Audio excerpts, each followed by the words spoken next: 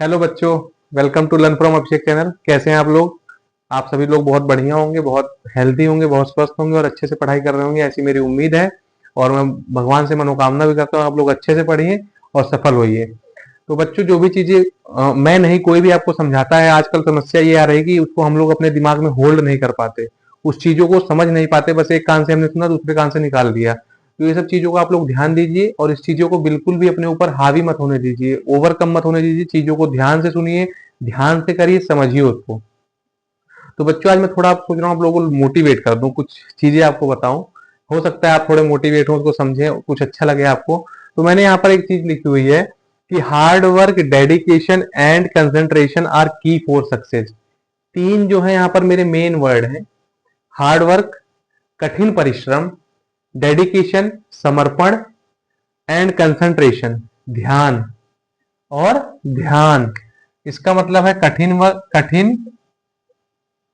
मेहनत,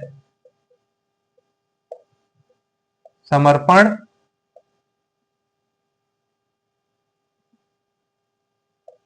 और ध्यान केंद्रण।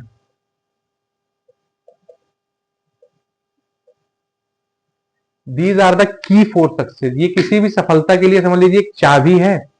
तीनों चीज जिसके अंदर आ गई, समझ लीजिए वो सफलता उसको पाने से रुक नहीं सकती, वो खुद आके सफलता छुएगी कि आप ही का तो मैं वेट कर रही थी, मैं आ गई आपके पास। तो hard work, dedication and concentration are key for success. अच्छा, आप ही बताइए, अगर किसी व्यक्ति के अंदर, किसी भी स्टूडेंट के अंदर ये तीनों चीजें हैं, तो क्या उसको रोक सकती है कोई चीजें उसको आगे बढ़ने से? भाई, हार्ड वर्क वो कर ही रहा है, डेडिकेशन है उसके बाद, पूरी समर्पण है, कोई भी उसको आप विचलित नहीं कर सकते। कुछ भी आप लालच दीजिए, कुछ भी बहकाइए, वो वहां से हटेगा नहीं। कंसंट्रेट है, उसका ध्यान एकदम केंद्रित है अपनी सफलता पर कि मुझे क्या हासिल करना है। तो क्या हम उसको कहीं पर डगमगा सकते हैं? नहीं डगमगा सकते। तो मैं ये चाहता हूं कि आप सब अपने अंदर भी इस चीजों को विकसित करें। हार्ड वर्क, सब बच्चे हार्ड वर्क होते हैं, लेकिन कुछ बच्चे जो होते हैं भटक जाते हैं। उनकी संगति हो जाती है या उनके सामने सिचुएशन आ जाती है कि उसको संभाल के नहीं रख पाते अपनी मेहनत को, कहीं ना कहीं उनका ध्यान भंग हो जाता है। तो मैं आप लोगों से विनती करता हूं कि बच्चों, आप लोग अपने अंदर ये तीनों क्वालिटीज या जो भी अच्छी क्वालिटीज हमको लगती है कि हमारे अंदर होनी चाहिए, उसको आप विकसित करिए। Hard work, dedication and concentration are key for success. इससे क्या फायदा होता है?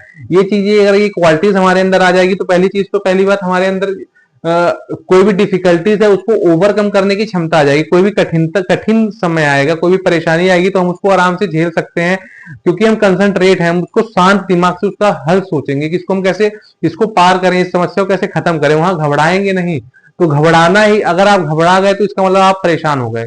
जो घबराता है वही परेशान होता है। जो शांत दिमाग से किसी भी समस्या का हल सोचता है वो परेशान नहीं होता, वो उसका हल ढूंढ लेता है। तो ये चीजें क्या करती है, हमको किसी भी परेशानी को ओवरकम करने में मदद करती है। उसके बाद हमारी स्किल्स को इम्प्रूव करती है। जो भी हमारे पास स्किल्स नहीं है, जो भी हमारे पास कमियां हैं, उसको सुधारने का मौका देती है।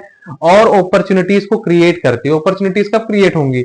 जब हमारे पास स्किल्स होंगे, जब हम मौके पर अपना काम, ये मौके पर सही समय जगह पर पहुंच जाएंगे, सही जगह अप्लाई कर देंगे, या सही उचित स्थान पर अपने स्किल्स के द्वारा हम अपनी जगह को बना पाएंगे, तो हमारे लिए ऑटोमेटिक जो है अपॉर्चुनिटी क्रिएट हो जाएगी।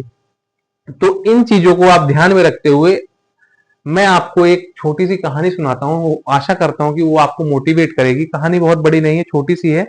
तो कहानी की शुरुआत ऐसे होती है कि एक इमेजिनेटिव कहानी है, पर उसको ध्यान सुनिए। बहुत अच्छा उसका जो है सारांश है, बहुत अच्छा उसका ज्ञान है।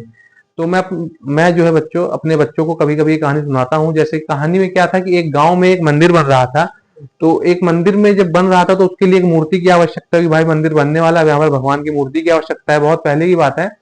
तो एक व्यक्ति जंगल में ढूंढते हुए गया पत्थर ढूंढने। पत्थर मतलब जिसको तराश कर मूर्ति बनाई जा सके। तो पत्थर ढूंढने गया, ढूंढते ढूंढते उसको कहीं छोटा पत्थर मिलता, कहीं टेढ़ा पत्थर मिलता, कहीं सही आकार का पत्थर नहीं मिल रहा था। तो उसने बहुत दूर ढूंढने के बाद उसको एक पत्थर मिला बड़ा सा।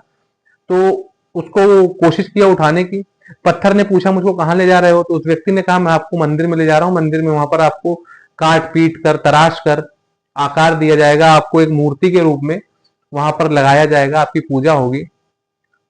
उस पत्थर ने कहा, नहीं, मुझे नहीं जाना है, क्योंकि आप मुझको काटोगे, पीटोगे, तराशोगे तो मुझे कष्ट होगा, मुझे परेशानी होगी, मुझे दर्द होगा, मुझे चोट पहुंचेगी। नहीं, मैं वहां नहीं जाऊंगा।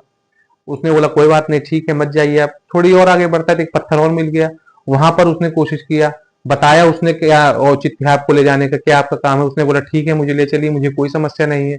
बढ़िया है, मैं इस जंगल से कम छुटकारा तो मिलेगा, आदमियों के बीच में मैं रहूंगा।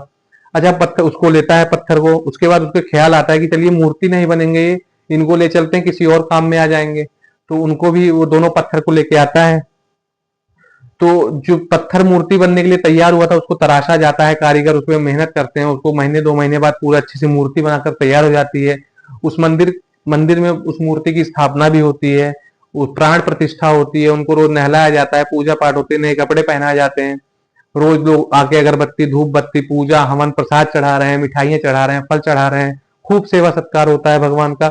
और दूसरा पत्थर एक मंदिर के एक किनारे पर रखा जाता है, जहां पर रोज जो लोग आते हैं दर्शन करने, नारियल लेके आते हैं, नारियल वहां पर उसके ऊपर फोड़ते हैं। अब बेचारा वो पत्थर जो है रोज परेशान हो रहा है, रोज 10 लोग 20 लोग आ रहे हैं उसके सिर पर नारियल फोड़ रहे हैं, चोट लग रही है, चोट से बचना चाहता था लेकिन अब तो रोज चोट सह रहा है। तो फिर एक दिन वो व्यक्ति आता है जो पत्थर लेने गया था, वो पत्थर से मुलाकात होती है, तो पत्थर बोलता है कि भाई साहब कहाँ आपने मुझको लाके रख दिया है, तो रोज के रोज प्रतिदिन रोज मुझे आकर प्रहार करते हैं मेरे ऊपर, मुझे चोट लगती है, मुझे परेशानी होती है। तो उस व्यक्ति ने बहुत बड़ी बात कही, उसने कही कि देखिए आपने उस दिन मुझे मना कर दिया था कि आपने क्षणिक प्रहार और चोट की दर्द की वजह से कि आपको 10-20 दिन चोट सहना पड़ता, लेकिन उसके बाद आपका केवल कितना आपका मान सम्मान होता, कितना आपको आराम मिलता, कितना आपको सब प्रेम, सब लोग आते आपको भेंट चढ़ाते, पूजा पाठ करते, अगरबत्ती धूप बत्ती होता, लेकिन आपको नहीं समझ में आया।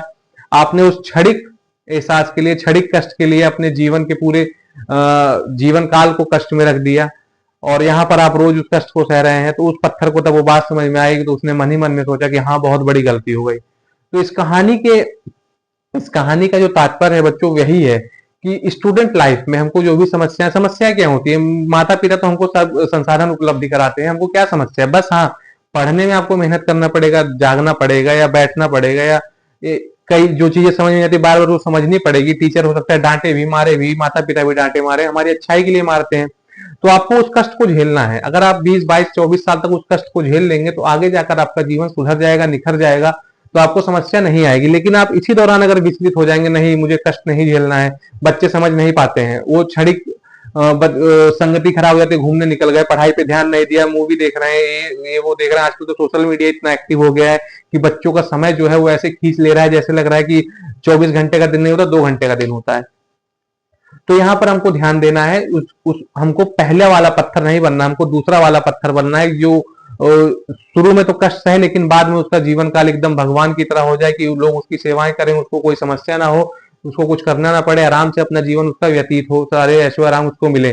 तो इस कहानी से तात्पर्य यही है कि आप अपने जीवन के जो इस शुरुआती पीरियड है इसमें आप मेहनत करिए, जिससे क्या वो भविष्य में होने वाली कष्ट ना झेलने पड़े, आप आराम से नौकरी पाइए, बिजनेस करिए, समझदार व्यक्ति बनिए और अच्छे से रहिए, समाज में आपको एक उचित स्थान मिले।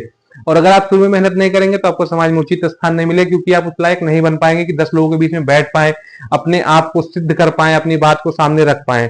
तो इस कहानी से बच्चों, इस कहानी से और इस स्टेटमेंट का आप इसको जरूर, इस स्टेटमेंट की एक फोटो अपने पास रख लीजिए, इसको लिख लीजिए, इसको आप रोज, मैं तो कहूंगा सुबह शाम दिन में 2 बार देखिए। इससे आपको एक रिवाइटल का काम करेगा, आपको आपके मूड को, आपके दिमाग को एकदम चेंज करेगा। और आप इस पे वर्क करिए और इस कहानी को हमेशा दिमाग में रखिएगा कि मुझे पहला वाला पत्थर नहीं बनना, मुझे दूसरा वाला पत्थर बनना है। मुझे क्या करना है कि अभी मेहनत करनी है जिससे मैं अपना भविष्य, अपने परिवार का भविष्य को सुधार सकूं। तो बच्चों, मैं आशा और उम्मीद यही करता हूं कि आप सभी मेरे बातों को अच्छे से समझेंगे और इस पर आप लोग इस पर तो जरूर काम करेंगे। और अगर मेरी बात पसंद आए तो चैनल को लाइक करिए, सब्सक्राइब करिए। Thank you so much. मिलते हैं हम लोग नेक्स्ट क्लास में। Thank you.